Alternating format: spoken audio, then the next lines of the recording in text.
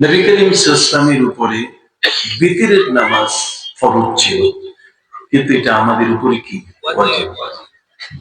নবী করিম সাল্লাল্লাহু আলাইহি ওয়াসাল্লামের উপরে চাশতির নামাজ, বেলা 10টার যে নামাজটা, এই 10টা থেকে 11টার মধ্যে মধ্যদিন, ওয়াদুহা ওয়াল-লাইলি ইযা সাজা, এই মধ্যদিনের কসম, চাশতির নামাজ যেটা, সেটি নবী করিম সাল্লাল্লাহু আলাইহি ওয়াসাল্লামের উপরে ফরজ ছিল, কিন্তু আমাদের উপরে কি নয়, ফরজ নয়।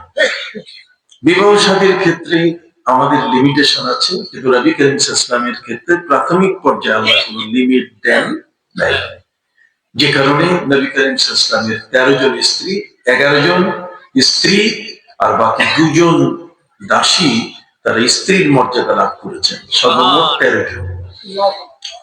তাহলে আমরা দেখতে পাচ্ছি যে সবার সাথে সবাইকে আমরা এক করে যদি কথা বলি তাহলে ঠিক হবে না, বরং আমাদের মধ্যে ইবাদতের ক্ষেত্রেও কি আছে, ব্যবধান আছে।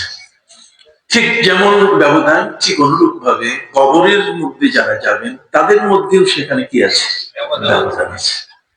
হাসরের ময়দানে যাদেরকে, অর্থাৎ আমরা যারা উঠবো, পৃথিবীর যত মানুষ সবাইকে তো উঠানো হবে, অতএব সেই মানুষগুলো যখন কবর থেকে উঠবেন, উঠার পরে তাদের হাসরের ময়দানে অবস্থান সব মানুষের একরকম হবে না।